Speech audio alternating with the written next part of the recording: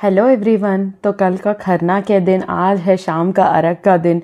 तो शाम का अर्घ के दिन ये सब होता है। सुबह से मैं जो भी तैयारियां हो रहे हैं मैं उस सभी का आपको अपडेट दे रही हूँ।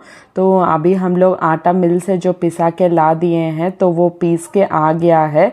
तो अभी यहाँ पे मेरे ससुर जी के फ्रेंड्स हैं तो उनके बेटी लोग उस दिन हम लोग को हेल्प करने के लिए आए थे क्योंकि बहुत सारा प्रसाद था और मैं और मेरी ननंद और सासू माँ ही थे तो कोई हेल्पिंग हैंड चाहिए था। तो वो लोगों का मदद लिए थे हम। तो यहाँ पे हम लोग बड़ा सा मिक्सिंग बाउल में हम लोग आटा ले लिए हैं। आटा में हम लोग गुड़ को मेल्ट किए थे तो वो गुड़ को हम लोग इसमें डाल रहे हैं छलनी से छालने के बाद, क्योंकि गुड़ में भी थोड़ा सा ये रहता है वो सब निकल जाता है छलनी से छालने के बाद। उसके बाद हम लोग इसमें गुड़ डाले हैं तो गुड़ डाल के हम लोग इसको अच्छे से हम लोगों को मिलाना होगा। तो यहाँ पे मेरे हस्बैंड वो मिक्सचर को अच्छे से मिला रहे हैं, ठेकुआ का मिक्सचर को। तो ये ठेकुआ का मिक्सचर में आप थोड़ा सा जब गुड़ ऐड कर देंगे तो उसमें आप थोड़ा सा सौंफ ऐड कर सकते हैं और सूखा नारियल इसमें जाएगा और थोड़ा सा रिफाइन ऑयल जाएगा। यही सब इंग्रेडिएंट्स इसमें जाता है। बहुत लोग इसमें ड्राई फ्रूट्स भी ऐड करते हैं बट हमारे घर में इसमें ड्राई फ्रूट्स ऐड करने का परंपरा नहीं है। तो यहाँ पे हम लोग ओनली सौंफ और सूखी नारियल और रिफाइन ऑयल उसमें यूज़ किए हैं। तो इसमें ठेकुआ का सांचा आता है शेप देने के लिए। जब इसको अच्छे से आप मिक्स कर देंगे तो वो राउंड बॉल्स करके आपको एक थाली में सजा देना होगा। उसके बाद आपको उसमें शेप देना होगा। शेप में जैसे कि मेरे ननंद के छोटा बेटा निहाल है उसमें वो हेल्प कर रहा है। उस सांचे में उसको प्रेस करने के बाद वो शेप बन जाने के बाद उसको हमें डीप फ्राई करना होगा। तो बाहर में बहुत लोगों को ये प्रसाद बांटते हैं तो उसके लिए हम छठ का रूम में जो एक चूल्हा रखे हैं वो चूल्हा में हम लोग दोनों साइड तेल में ठेकुआ छान रहे हैं। बट सूप में जो ठेकुआ चढ़ता है वो घी का चढ़ता है तो उसके लिए हम लोगों को घी का छानना होगा। वो मेरे सासू माँ बाहर यूटिलिटी में छान रहे हैं, उसका मैं आपको दिखा देती हूँ। तो अभी जो बांटने के लिए तेल वाला छनाया जाता है उसमें बहुत लोग हेल्पिंग हैंड है। मेरे ननंद के दोनों बच्चे थे, फिर मेरे ससुर जी के फ्रेंड्स के दोनों बेटियां थे, फिर मेरी ननंद भी बहुत इसमें हेल्प किए थे। मतलब पूरा छठ में बहुत ही डिफ़िकल्ट रहता है, एक के बाद एक बहुत कुछ कंटिन्यूस इसमें काम रहता है। तो उनका बहुत ही कंट्रीब्यूशन था सभी कामों में। तो ये यूटिलिटी का कुछ ग्लिम्सेस मैं अभी दिखा रही हूँ। इसमें हम लोग लकड़ी का चूल्हा में हम लोग घी का ठेकुआ छान रहे हैं। ये घी का ठेकुआ जो हम लोग अभी छानेंगे इसको हम लोग सूप में चढ़ाएंगे सीजनल वेजिटेबल्स और फ्रूट्स के साथ। तो सूप भी जैसे सजाते हैं वो सब कुछ भी मैं आपको इसमें बता दूंगी। सो इसको डीप फ्राई करना होगा, डीप फ्राई करने के बाद निकाल लेंगे। तो अभी बहुत सारे हम लोग जो भी चीज़ें इतना दिन इकट्ठा किए थे सूप में चढ़ाने के लिए, तो सूप को अभी हम लोगों को पहले अच्छे से बाज़ार से लाने के बाद 2-3 बार धो देना होगा। धोने के बाद हम लोग इसमें सिंदूर लगाएंगे। सिंदूर को थोड़ा गीला करके उसमें चांद का शेप देना होगा और अच्छे से उसमें टीका वगैरह आप लगा सकते हैं अपने हिसाब से। तो उसको घी में शायद थोड़ा मिला के वो सिंदूर को गीला करते हैं और उसके बाद सूप में लगा देते हैं। जब मेरे ननंद और सासू माँ वो काम कर रहे हैं मीनवाइल बच्चा पार्टी पूरा बाकी का सभी ठेकुआ छान रहे थे क्योंकि बहुत प्रसाद था, 10 केजी के अराउंड गेहूँ था। तो उसका सब कुछ हम लोग ठेकुआ वो लोग छान रहे थे और मैं किचन में जो सभी लोगों का खाना, बहुत लोग उस दिन भी खाने के लिए आए थे तो बिना प्याज लहसुन का खाना भी बन रहा था। तो मैं खाना बनाने में व्यस्त थी। तो ये लोग ये सब भी प्रिपरेशंस कर रहे थे क्योंकि शाम को 4 बजे ही निकल जाना रहता है अर्घ के लिए। तो हम लोग 12 बजे 1 बजे तक ये सब कुछ रेडी किए थे। तो सूप में हम लोग एक मिट्टी का एक प्लेट टाइप का रहता है उसमें हम लोग सूप रखे हैं। उसके बाद हम लोग सभी सीजनल फ्रूट्स जो भी लाए थे, एप्पल, ऑरेंज, पोमेग्रेनेट और केला और ये सब कुछ फ्रूट्स, आप पाइनएप्पल इसमें मस्ट जाता है, वो सब कुछ हम लोग इसमें डाले हैं। उसके बाद हम लोग इसमें सीजनल फ्रूट वेजिटेबल्स डाले हैं, जैसे कि हल्दी हुआ, फिर कच्चा हल्दी हुआ, फिर अदरक हुआ, फिर रेडिश हुआ, कैरेट हुआ, ये सब कुछ रूट्स के साथ मतलब लीव्स के साथ इसमें चढ़ता है। आप अपने हिसाब से सब कुछ चढ़ा सकते हैं। इसमें सूखा नारियल भी चढ़ती है, फिर ड्राई फ्रूट्स भी, सब भी ड्राई फ्रूट्स का एक बड़ा सा पैकेट हम लोग इसमें चढ़ाए थे। और सूप में चढ़ने के लिए बहुत सारे सामग्रियाँ सामान हम लोगों ने इकट्ठा किया था, तो वही सब हम लोग अभी ये सूप में चढ़ा के अभी हम लोग निकलना का तैयारी करेंगे। तो चिन्नू यहाँ पे अलता लगा रही है और बुआ भी रेडी है। तो अभी हम लोग सभी निकलने वाले हैं शाम का अर्घ के लिए। तो मिलती हूँ मैं आप लोगों से वहाँ घाट पे।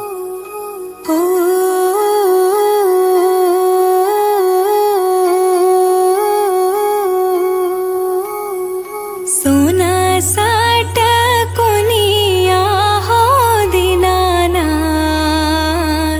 हे घुमै छ संसार, हे घुमै छ संसार। सोना साट कोनिया हो दीनानाथ, हे घुमै छ संसार, हे घुमै छ संसार।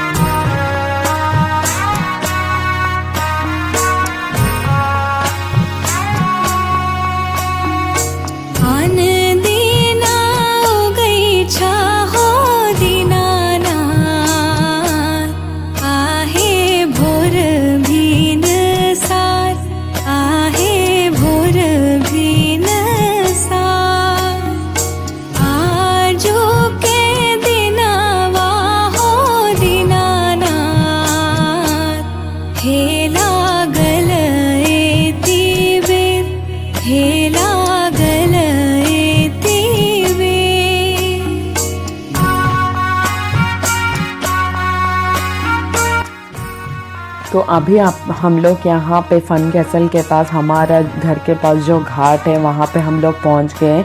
तो उस दिन इंडिया और ऑस्ट्रेलिया का फाइनल मैच था, वर्ल्ड कप फाइनल था। तो यहाँ पे एंट्रेंस में ही बड़ा सा प्रोजेक्टर लगा दिए थे और वो प्रोजेक्टर में घाट का जो भी लाइव अपडेट्स था वो लाइव अपडेट्स स्क्रीन पे आ रहा था।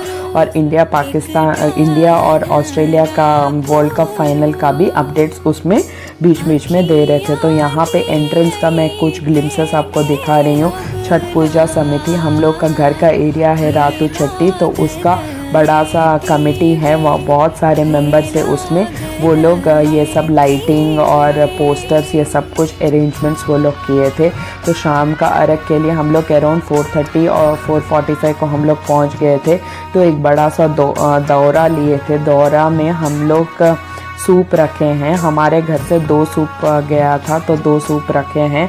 और रिलेटिव्स 1 सूप लेके आए थे, वो सूप भी हम लोग लिए थे। और मेरे ससुर जी के एक फ्रेंड हैं, वो भी 1 सूप लाए थे। तो ये सारे सूप हम लोग सजा के उसको मतलब टवल से नहीं तो कोई कपड़ा से बांध के हम लोग घाट पे फाइनली पहुंच गए। तो सनसेट का हम लोगों को वेट करना होगा। तो सनसेट के लिए जो लोग भी घर में छठ करते हैं वो सूर्य देव जिस तरफ सनसेट करते उस तरफ फेस करके खड़ा रहते हैं। और मतलब जब तक उनका सनसेट ना हो तब तक वो उनके तरफ फेस करके हाथ में फूल और कसैली और थोड़ा सा पैसा, अक्षत, चंदन, हल्दी, कुमकुम सब कुछ हाथ में लेके अगरबत्ती के साथ उनके तरफ फेस करके खड़ा रहते हैं जितना देर हो सके, हाफ एन आवर से 45 मिनट्स तक। फिर मुहूर्त एक रहता है, उस दिन शाम का मुहूर्त था अराउंड 6:04 के आसपास, 6:04 PM के आसपास। तो उस टाइम तक हम लोग सासू माँ को बोले थे कि पानी में रहना है करके, तो वो पानी में खड़ा थे। उसके बाद हम लोग शाम का अर्घ देंगे। तो अर्घ देने के लिए ये होता है कि सूप उनको हाथ में देना होता है। तो सूप में उस वक्त बहुत इम्पॉर्टेंट चीज़ होती है कि सामने 2 दिया रहते हैं और वो दिया को जलते हुए रहना चाहिए। वो दिया उनके हाथ में देना होता है। उसके बाद हमारे घर के फैमिली मेम्बर्स 3 बार उनका हाथ में दूध चढ़ाना होता है और 3 बार पानी देना होता है। जब आप 3 बार दूध देंगे वो 3 बार प्रदक्षिण करते हैं, मतलब राउंड घूमते हैं। फिर 3 बार पानी देने के बाद वो 3 बार फिर से राउंड घूमते हैं और वो अर्घ दे देते हैं। इस प्रकार से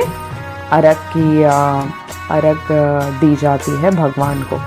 तो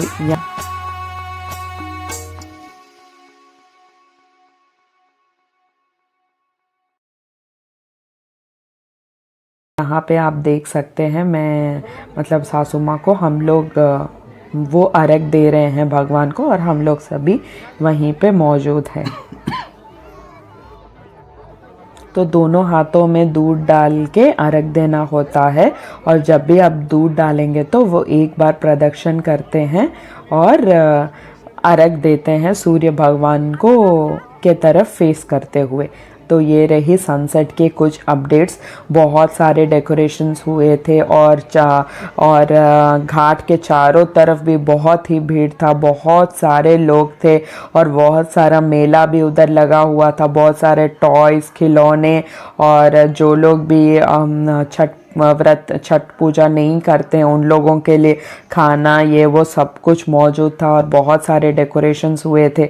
तो ये रातू छठी के कमेटी मेंबर्स ही पूरा रिस्पॉन्सिबिलिटी लिए थे इसका, मतलब जो भी लोग आए तो क्राउड मैनेजमेंट कैसे करेंगे और उनका खाना पीने का व्यवस्था और किसी का कोई मतलब झगड़ा लड़ाई ना हो करके, तो वो लोग पूरा रिस्पॉन्सिबिलिटी लेके वहाँ पे ये आयोजन किए थे।